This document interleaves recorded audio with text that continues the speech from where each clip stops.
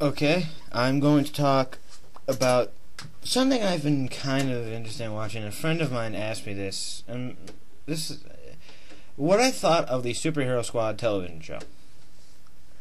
Now, for those who aren't aware, it's a show based off a popular Hasbro toy line. They're like these little plastic figures. They're not even like posable figures. They're just like these little. They're like Fisher Price figurines, really. They're these.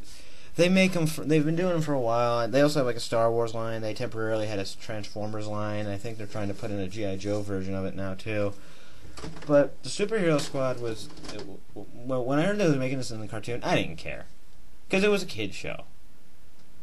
And when I saw people toward, I still didn't really care because it's a kid show. And people say, "Oh man, and they're like, "Oh man, it's so kiddie, it's so stupid, man. Who would watch that?" Well, it's a kid show, so I'm guessing kids.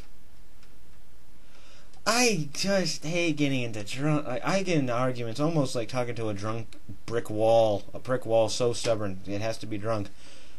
I don't care if no one thought that was funny anyway. I didn't think it's funny. So I watch it from time to time because it's on all the time, and it's not bad. I mean, it's for kids. It's funny what it is. There's one line on there that makes me laugh. There's an episode where they had a roadie on War Machine on there. They don't call him War Machine at all, but he's voiced by LeVar Burton, who's the Reading Rainbow guy, and he was Geordie LaForge, and he was in Roots, and he was voicing them. And the story of the episode is there's someone posing as Iron Man, and people think Iron Man's gone rogue, and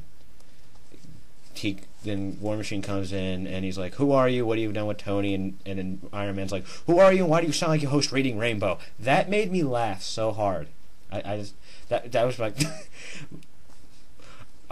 That's a question I would ask any evil villain or anyone who seemed evil to me.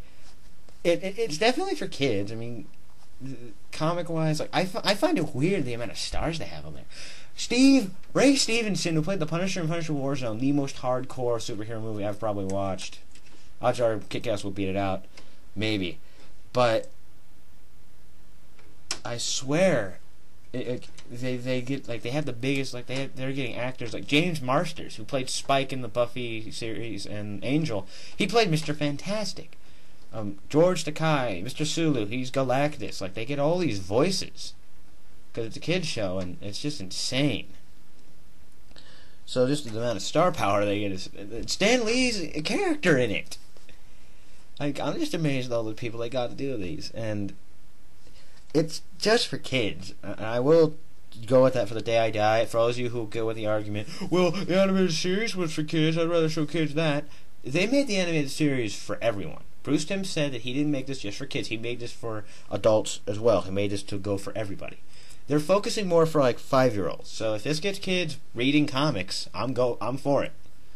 Because let's face it, it's not as popular as it used to be, and it's not for kids anymore. So you need stuff like this to get the kids in, definitely. So am I one of those guys who thinks the show should burn in hell? No, I personally don't care. It's just a kid show. I'm not banning it. In fact, me and my little sister watch it because she thinks it's kind of funny, and she thinks I like it because it's a superhero-related show, and it's an okay show. It's for kids.